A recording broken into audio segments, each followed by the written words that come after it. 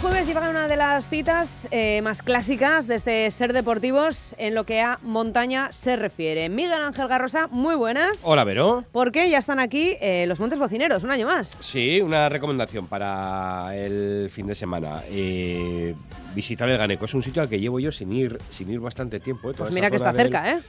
Toda esa zona del Pagasarri y demás, llevo tiempo sin ir. Montes Bocineros, lo decías tú, son Coritza, Gorbea, Oiz, Soyube y Ganeco Gorta.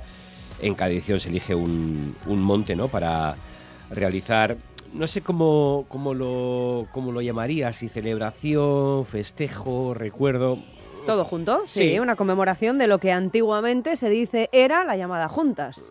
En teoría sí, pero bueno, el invitado que tenemos, a ver si nos aclara algo de los Montes Bocineros, si son un mito, eran una realidad, si esto se ha ido edulcorando durante el tiempo, mitificándolo. A ver. Igual es que tiene parte de una cosa A ver. y parte de la otra. Es Javier Barrio, que es historiador y director del Museo de las Encartaciones. Hola, Javier, arratsaldeón. Arratsaldeón. O sea que hay parte de mito en esta historia que nos hemos dado para, mezclar el monte y la montaña y la historia.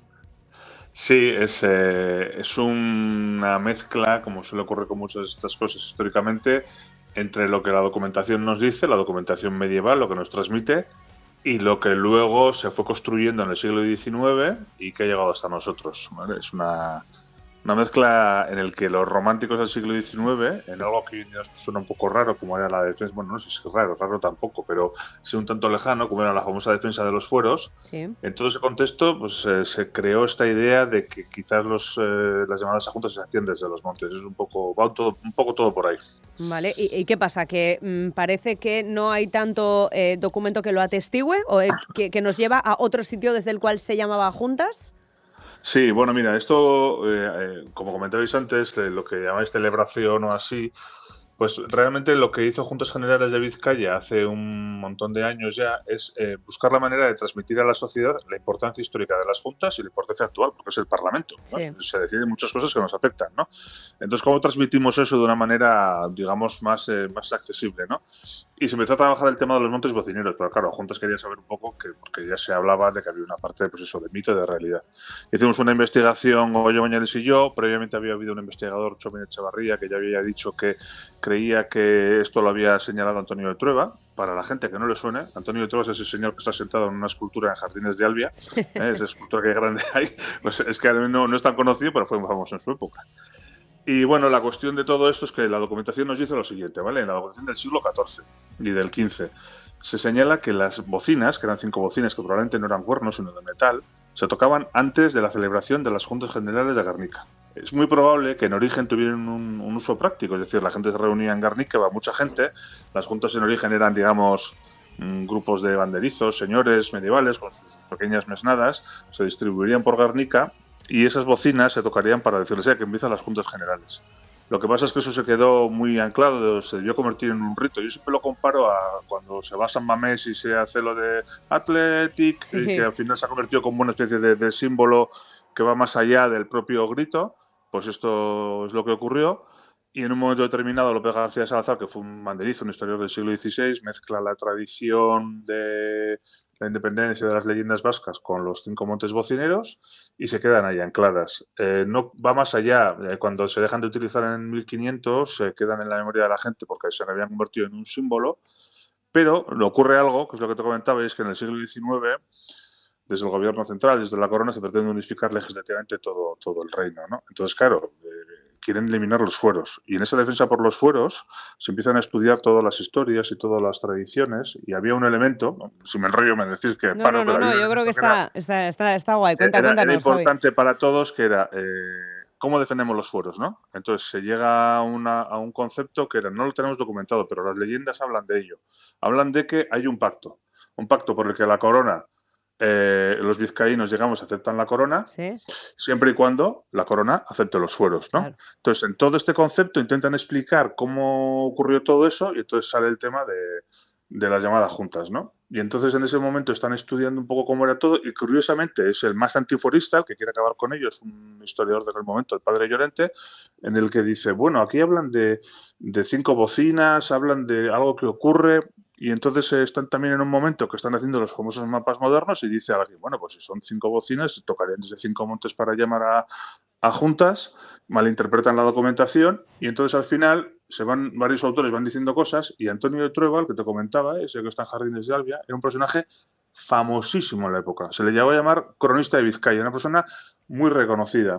Y en un documento escribe, se dice que, ni siquiera lo afirma, algunos están diciendo que, dice los 5 nombres, y como era tan famoso, tenía tanto prestigio, eso queda sentado en la memoria de los vizcaínos, y a partir de entonces se considera que se tocan desde las cinco cimas. Es el Pero primer, realmente se tocaba en Guernica. es el primer bulo, Javi, Fake news. de la historia de Vizcaya. A ver, lo que sí que está... No es tanto un bulo, es Nah. más bien cuando se empezó a hacer esto y empezamos a contarlo, realmente es un elemento que, si lo miras desde el punto de vista histórico, resume la historia del país en 2 pasos, ¿sabes?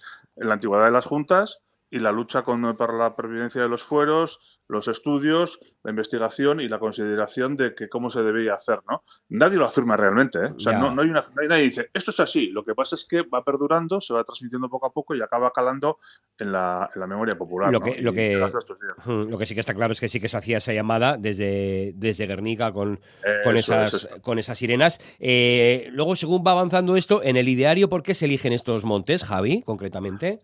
Pues porque realmente, a ver, Vizcaya en la Edad Media se divide en 3 partes. Lo que llamamos la Vizcaya nuclear, por entendernos Guernica y toda la zona central de Vizcaya, la Merindad de Durango y las Encartaciones. Cada uno tiene sus juntas, pero la junta principal siempre está en Guernica y cuando todos se tienen que reunir van ahí. En principio se tocan para esa Vizcaya nuclear, pero cuando van todos allí oyen las bocinas y entonces ya lo cogen todos como un elemento identificativo de lo vizcaíno, ¿no? Y entonces, pues, me preguntabas por dónde iba la pregunta. No, que te preguntaba... ¿Por qué estos 5 montes, no? Porque en el ideario se eligen estos 5. Eso es, entonces ellos empiezan a lucubrar, empiezan a pensar, ¿cómo harían con estos montes? Es que previamente había una leyenda, es la leyenda fundacional de Vizcaya, es la leyenda que habréis oído alguna vez de Jaun Suría, no sé si os suena. Sí. Es una leyenda que dice que un señor venido de Escocia junta a los vizcaínos para luchar contra los leoneses y mantener su independencia. Y entonces en esa leyenda se dice, pues ¿cómo se eligió? Tocando los 5 montes, las 5 bocinas. Y en esa leyenda dice que los vizcaínos, porque es verdad, usaban las bocinas, como otros muchos sitios, para comunicarse en los montes, pero solo en puntos concretos donde hubiese sonoridad. Y se considera que esas bocinas también tenían un uso militar. Entonces alguien dice, si lo utilizaban en la leyenda, si tenían un uso práctico, pues lo tocarían de algunos montes y dicen, pues ¿cuáles serían? Pues los más altos y los más reseñables. Y entonces, como están trabajando en la cartografía, dicen, en Encartaciones, ¿cuáles destacan? Pues en Colicha y por otro lado Ganecogorta, que también coge otra parte de Vizcaya. Sollube para la zona de la costa, Gorbea para la otra parte y Eloiz para el centro de Vizcaya. Hacen una disquisición geográfica intentando entender algo que ellos habían entendido mal. Claro. Y es por eso que se crean estos 5. Es verdad que tú ahora, Garro, miras el mapa de Vizcaya y cubre todo el territorio, ¿no? Desde estos 5 que luego en estas subidas montañeras que se hacen para recordarlo se va cambiando, cada año se escoge uno. Este año, como decíamos, toca el Ganecogorta, que además, Garro, se sube por un recorrido alternativo, se va no en la subida habitual que se suele hacer, ¿no? Desde Bilbao subes el Pagasarri y después continúas hacia adelante, sino que esto se va desde Covetamendi, salen a las 8 de la mañana el domingo para hacer sonar esas bocinas a las 12 del mediodía. Y luego, Javier, has dicho lo de que no eran cuernos. Creemos que eran bocinas de metal, seguramente. Los cuernos eran utilizados por la población común, pastores, etcétera. Mira, yo esto lo descubrí hablando con algunos pastores que te dicen, eso cualquiera que haya ido mínimamente al monte sabe, ¿no? Que en las cimas el sonido se dispersa. Si tú quieres que se oigan, tiene que estar especie como de circo de montaña, ¿no? Entonces ahí rebota el sonido y los pastores saben que si yo toco aquí, se oye en este lado, ¿no? Entonces se hacían con cuernos de animal, pero probablemente para las instituciones públicas más, para estos actos más nobles, las bocinas probablemente serían bocinas de metal. No se habla de cuernos, se habla de bocinas, por tanto creemos que eran de metal, aunque no lo sabemos con certidumbre. Qué cosas, ¿eh? Nos hemos inventado el material con el que sonaban, los montes desde los que lo hacían y hemos constituido una de las salidas más clásicas de montaña de cada año, que este año, insistimos, es en el Ganecogorta. El Club Gallurra de Bilbao es el organizador de esta marcha de los montes bocineros. Pues Javier, que ha sido un placer que nos cuentes estos, como decía Garro, este primer bulo de la historia de Vizcaya, que aún así seguiremos yendo al monte con el cuerno a la espalda y que, es verdad que al final ocurre en todos sitios, ¿no? Hay parte de tradición, hay parte de malinterpretación seguramente o de deducción de algunos textos, pues que han llegado hasta hoy de esta manera. Claro, tenemos que tener en cuenta que a veces nos olvidamos de que nosotros somos parte de la historia y también creamos nuestras tradiciones, ¿no? Es decir, la gente que no sea creyente, pues te dirá que San Roque no curó la peste, pero seguimos celebrando San Roque. Sí. Por esa regla de tres, nosotros hemos creado una serie de ideas que tienen un sentido muy profundo en la defensa de lo vasco, lo mantenemos, contamos lo que consideramos históricamente hablando, pero no dejamos de celebrarlas porque es una manera de reinterpretar nuestro pasado y entenderlo, ¿no? Por tanto, jugamos siempre con esa idea, con todas las leyendas que tenemos, y por eso es interesante mantenerlo, ¿no? Porque recuerda lo que era Junta, la importancia que tenían, y luego ya venimos los historiadores a fastidiar un poco y decir, hasta aquí es verdad y hasta aquí no. Y a partir de aquí es mentira. Javier Barrio, que es historiador y director del Museo de las Encartaciones y que encabezó este estudio que, como decimos, ha puesto bastante luz sobre lo que creemos y lo que es verdad de la leyenda de los Montes Bocineros. Javier, mil gracias, un abrazo fuerte. A vosotros, agur, agur. Oye, Garro, y para toda la gente que vaya a ir el domingo, ¿qué tiempo se viene el fin de semana? Bien. No va a estar como está hoy, que por la tarde ya deja de llover, no vamos a tener súper solazo, pero bueno, nubes y claros. O sea, lo mejor para ir al monte. Sí, en el Ganeco la máxima el fin de semana va a estar entre 15 y 17 grados. Perfecto, así que bueno, estupendo. ni tan mal. Pues sí, nada, sí, a disfrutar de los Montes Bocineros, claro que sí. Hasta el jueves que viene. Pero